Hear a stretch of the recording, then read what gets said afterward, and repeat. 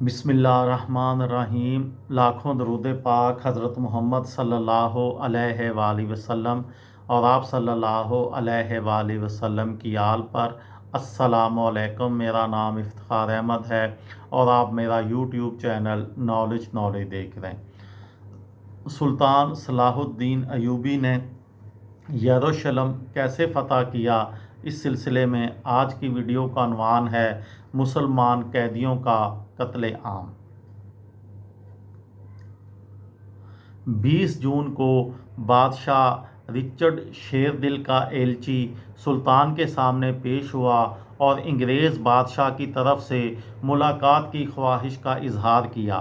सुल्तान ने ये कहकर इनकार कर दिया कि बादशाहों में मुलाकात किसी मुआहदे के बाद होती है, क्योंकि मुलाकात और एक मेज़ पर खाना खाने के बाद आपस में जंग नहीं लड़ी जाती। याद रहे, तीसरी सलेबी जंग का सबसे अहम पहलू सफारतकारी था। दरी असना संजार, मोसल और से इमदाद पहुंची, लेकिन शहर के गिर्द शिकंजा कसा जा चुका था। फ्रांसीसी और अंग्रेज़ी सलेबी इतने ज़्यादा थे कि वो शिफ्टों में काम कर सकते थे और शहर का दिफा करने वालों को बिल्कुल आराम नहीं मिल रहा था। वो साथ साथ शहर के बाहर अपने कैंपों के गिर्द खंदकें बना चुके थे, जिससे सुल्तान का उन पर हमला करना मुश्किल हो रहा था।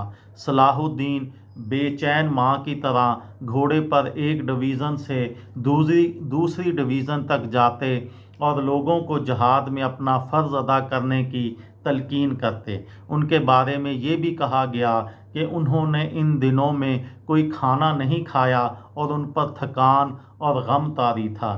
शहर से पैगाम आया कि अगर उनकी मदद ना की गई तो वो सलेबियों से सुलह का मुआहदा कर लेंगे।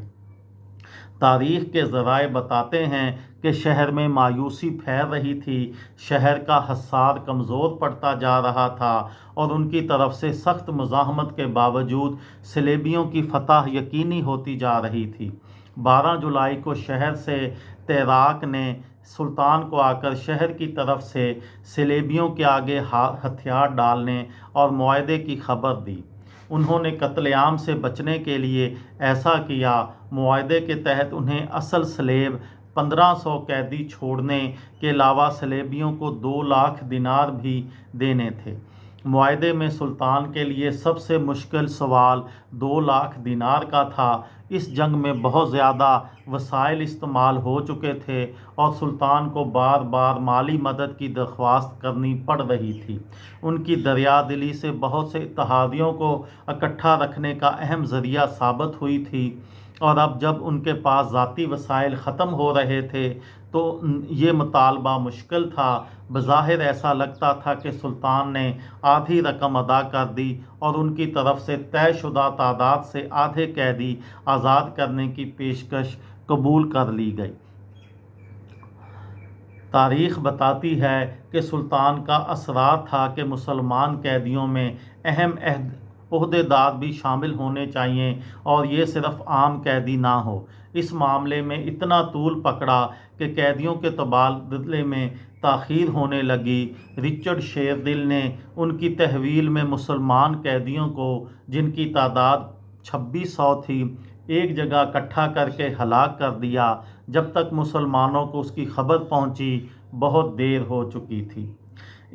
इसका मकसद सुल्तान सलाहुद्दीन को बदनाम करना था। वो तो अपने लोगों की हिफाजत भी नहीं कर सके। रिचर्ड तेज़ी से यरूशलेम की तरफ बढ़ना चाहते थे और उन कैदियों के लिए अपनी कुछ सिपाही पीछे छोड़ने पड़ रहे थे। सुल्तान ने भी माजी में कैदी हलाक किए थे, लेकिन उन्होंने ऐसा जंगों के बाद किया था, ना कि कभी किसी मुआहदे पर बातचीत शुरू होने के बाद। यरूशलेम की तरफ बढ़ते हुए सलेबी फ़ौज के एक तरफ साहिल था, जहाँ से उन्हें समुंदर के ज़रिए इमदाद मिलती रही।